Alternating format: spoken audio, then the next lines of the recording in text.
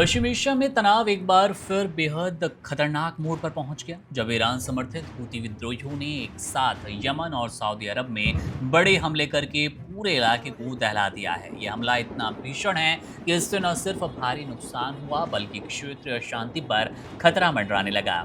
Houthi विद्रोहियों के इस बड़े वार में यमन के सैन्य ठिकाने को निशाना बनाया गया है, जहां पर बैलिस्टिक मिसाइल्स और आत्मघाती ड्रोन से अचानक हमला बोला गया। इस अचानक हमले में 58 यमनी सैनिकों की जान चली गई और दर्जनों सैनिक गंभीर रूप से घायल हो गए।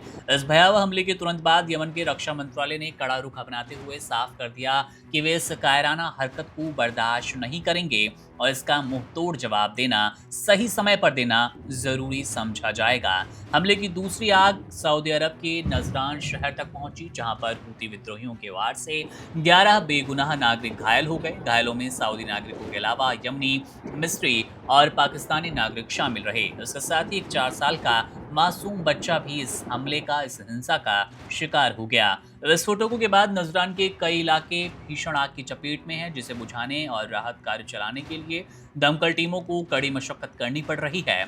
इस बीच पश्चिम एशिया के युद्ध से जुड़े 5 घटनाक्रम भी सामने आए हैं, वो भी हम आपको बताते चले। अमेरिका और ईरान के बीच हॉर्मुज़ स्ट्रेट को लेकर एक अहम समझौते की खबरें तेज है, जिसका मसौदा अंतिम चरण में माना जा रहा है। पूर्व अमेरिकी राष्ट्रपति डोनाल्ड ट्रंप ने दावा किया कि ईरान खुद बातचीत की मेज पर आना चाहता है और वार्ता सही दिशा में आगे बढ़ रही है। लेकिन तनाव का असर वैश्विक व्यापार पर साफ नजर आ रहा है। हॉर्मुज़ और अब बाब अल मंदेब जलडमरू मध्य में जहाजों की आवाजाही में भारी गिरावट दर्ज की गई। जहां पहले रोज 130 से ज्यादा जहाज गुजरा करते थे, वहां पर अब गिनती नाम मात्र रह गई। दुनिया के 8 बड़े शिपिंग संगठनों ने संयुक्त राष्ट्र से गुहार लगाई कि इस इलाके में जहाजों पर कोई नया टोल ना लगाया जाए, वरना पूरी दुनिया में महंगाई का नया तूफान खड़ा होगा।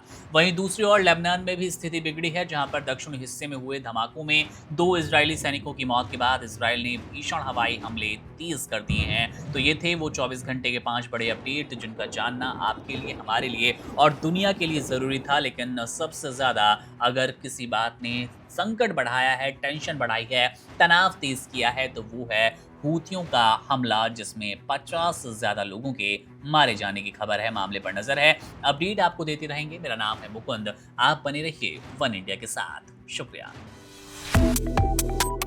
Subscribe to One India and never miss an update.